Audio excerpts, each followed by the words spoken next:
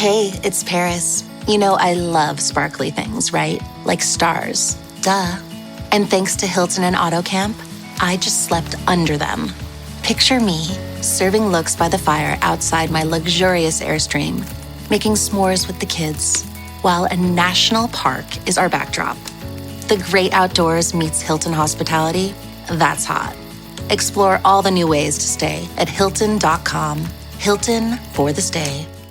Well, it seems to me that the term spin doctor is something the press has manufactured to really deal with the problem the press has.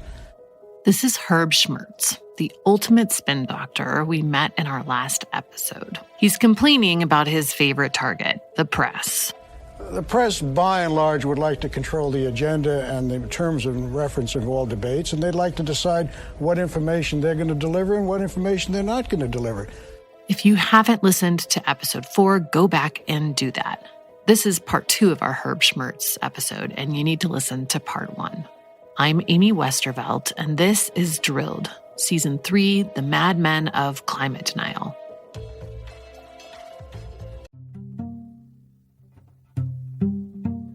Hey, Drilled listeners, Amy here to recommend another climate podcast.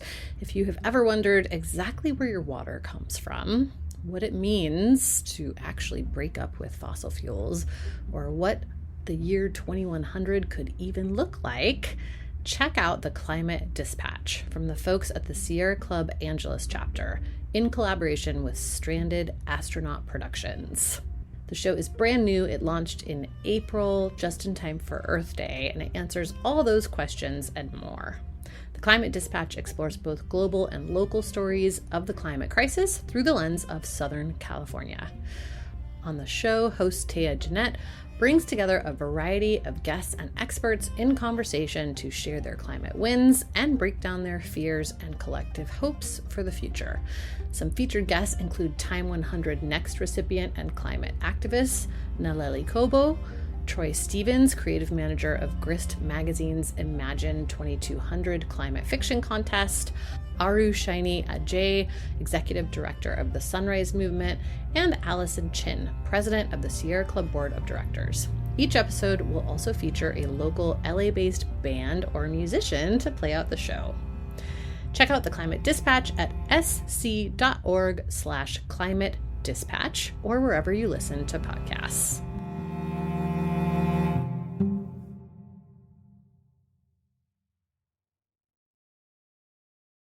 This episode is brought to you by Nespresso and Samra Origins by the Weekend Coffee Collection. Introducing Samra Origins.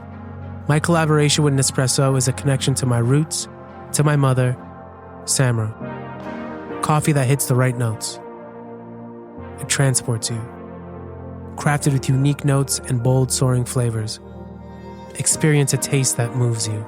Nespresso and Samra Origins. Discover more at Nespresso.com. It seems almost unimaginable now, but before Herb Schmertz, it wasn't really okay for corporate executives to be assholes to journalists. The prevailing idea was that if you wanted the media to cover you positively, you had to be nice to journalists. You had to build a friendly relationship with them. This was one of Ivy Lee's big rules, and it didn't change for almost 50 years because it had mostly worked. It had tamped down on muckraking and given companies a way in to the press. But then came the 60s and 70s. Vietnam and Watergate.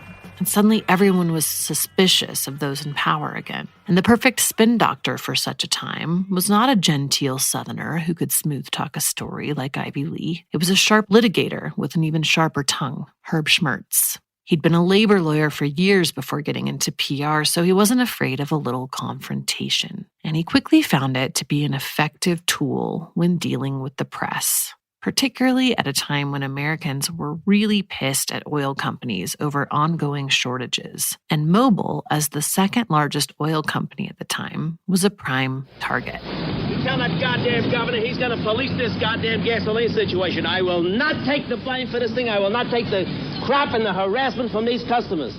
This is the owner of a Mobil station in New Jersey who has had it with people getting pissed off at him for his station never having enough gas.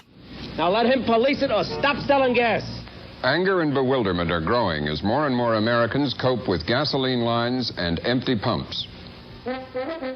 If he didn't like how Mobil was depicted in a story, Schmertz would accuse the journalist or the TV channel or the newspaper of being biased, unfair, not giving both sides of the story. And because they weren't really used to publicists or company spokespeople doing this, in most cases they would overcorrect in his favor. In a lot of ways, Schmertz is the guy who brought false equivalence into modern journalism. False equivalence is the idea that every view has an equally valid opposing view. Climate change coverage was riddled with this crap for years. Every climate story had to include a legit scientist and the head of some right-wing think tank who thought climate change was a hoax. That way, it was balanced. Newspapers finally ditched this approach in the past decade, but cable news has just come around in the last couple years. In 2018, for example, on Meet the Press's Big Climate episode, Chuck Todd had on a spokesperson from the American Enterprise Institute, a known industry-funded front group that regularly pushes climate science denial. So you had climate scientists and policy experts, and then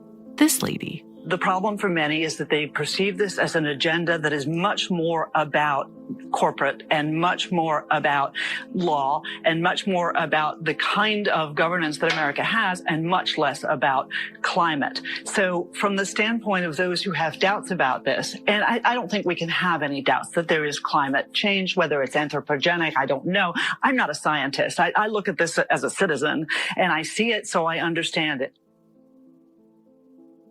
Equating this woman's opinion with the actual research of climate scientists is a perfect example of false equivalence, and it's something Schmertz really pushed for.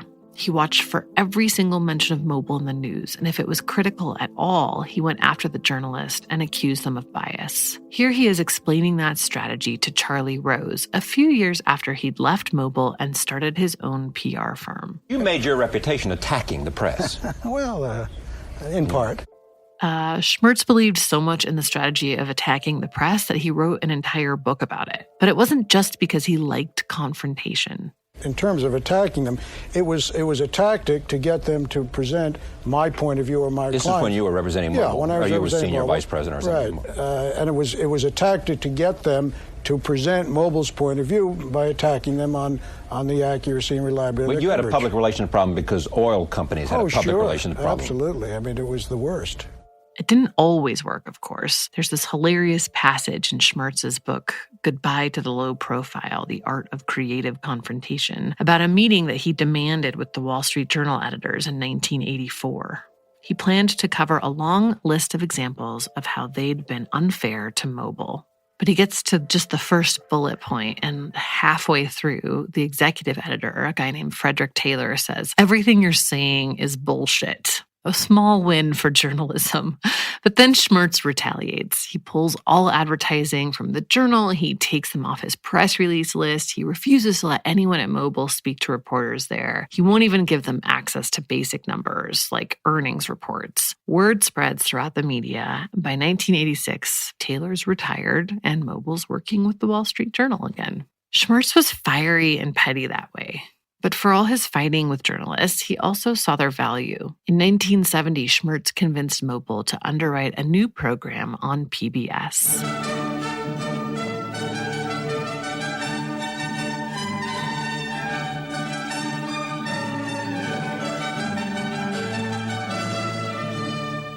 Good evening. I'm Alistair Cook. I found a transcript of an interview with Schmertz from 1991. It was part of the research for a book about Masterpiece Theater. And there's this whole part where Schmertz talks about how Alistair Cook, the guy you just heard there, the host of Masterpiece, was embarrassed to be associated with Mobil. Schmertz says, quote, "I think that he did not feel comfortable being associated with Mobil, and he went to great lengths to avoid being associated beyond what was necessary for the show. He didn't want to appear to be flacking for an oil company." But it's clear that Schmertz is kind of hurt by this. He respected this guy. He talks about him as having style and class, and then he talks about why he always wanted journalists hosting the shows that Mobil produce. He says, quote, "I think actors don't really have as much credibility as journalists when they're talking about these kinds of shows."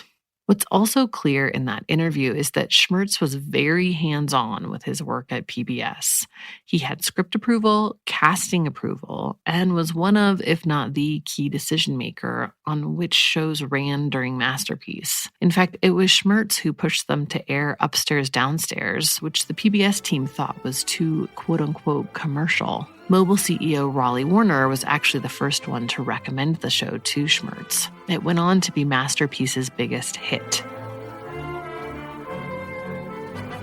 By the 1980s, Mobil was spending $3 million a year on PBS programming, and Schmertz was one of the most important men in British television. In a weird way, you probably have him to thank for Downton Abbey. Somehow he knew that the people he wanted to reach, the influencers, would fall hard for British TV. He even specifically told the writers not to try to write for an American audience, to keep it British. In 1982, Mobil ran a survey and found that 31% of upscale Americans chose Mobil gas. Second place by a long shot was Exxon at 16%. It was all part of what Schmertz called affinity of purpose marketing. This is why Schmertz kept sticking with PBS. It reached the precise audience he was after. That, and it was cheap.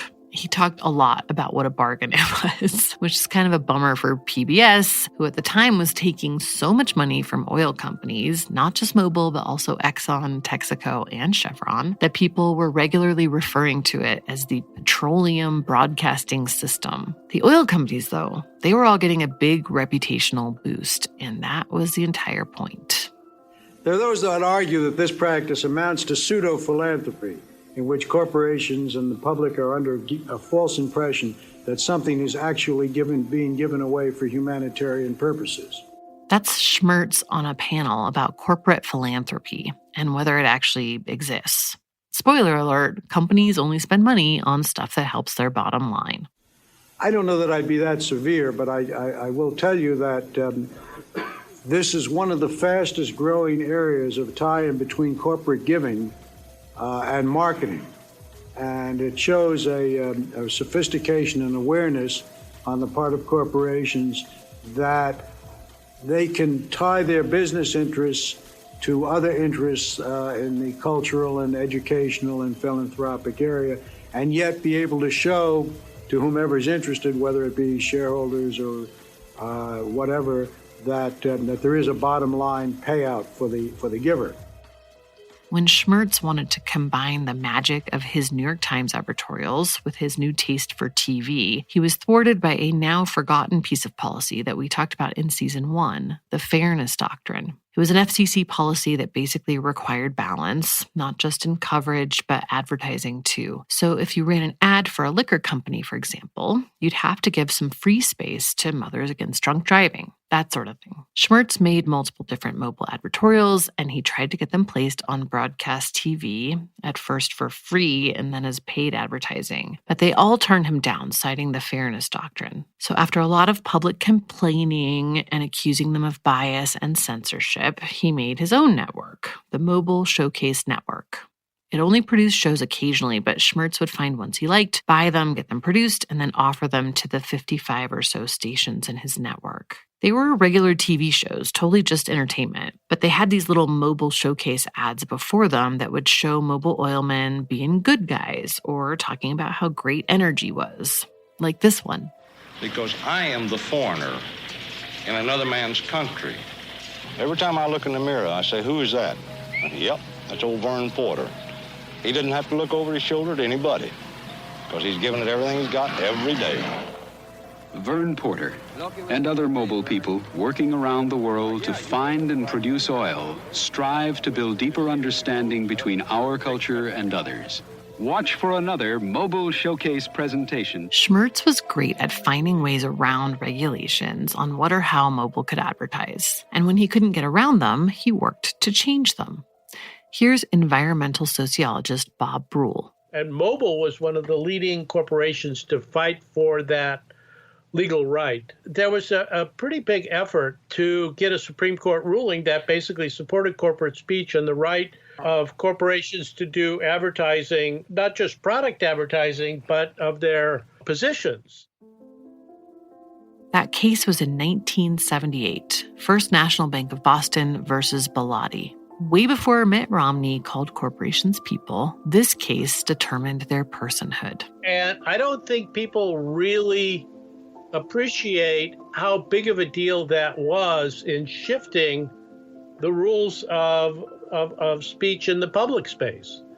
That now suddenly corporations could use their budgets, which are enormously, larger than individuals, to advocate their position in the public space. And as a sociologist, I would say that what this did was it allowed for a systematic distortion of the public space, is that it gives corporations basically a loudspeaker to amplify their voice above everybody else's. Bellotti is a very big deal, I think bigger than Citizens United.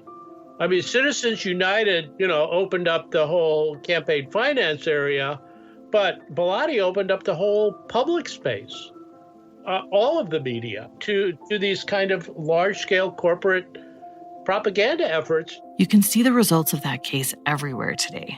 In the oil companies' First Amendment defense of climate denial, in the absolute carpet bombing of fossil fuel ads right now, in the total lack of regulation of advertising on social media or in podcasts for that matter. We're living in the world Herb Schmertz dreamed of, the one he helped to build.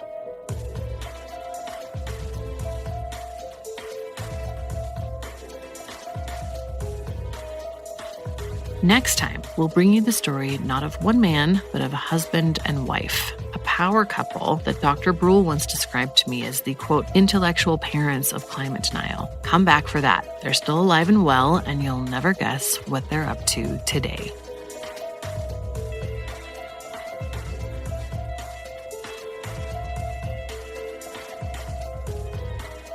Drilled is part of the Critical Frequency Podcast Network. The show is reported, written, and produced by me, Amy Westervelt. Julia Ritchie is our editor. Our managing producer is Katie Ross. She also created this season's incredible artwork. Sound design, scoring, and mixing by B. Beeman. Reka Murthy is our editorial advisor. Naomi Lachance is our fact-checker. Special thanks to Richard Wiles and to our First Amendment attorney, James Wheaton, and the First Amendment Project. Drilled is made possible in part by a generous grant from the Institute for Governance and Sustainable Development. We appreciate their support. You can find Drilled on Apple Podcasts, Spotify, Stitcher, or wherever you get your podcasts. Don't forget to leave us a rating or review. It really helps the show. And you can follow us on Twitter now at We Are Drilled, and visit our new website, drillednews.com, for climate accountability reporting, newsletters, and behind-the-scenes stories from this season. Thanks for listening, and we'll see you next time.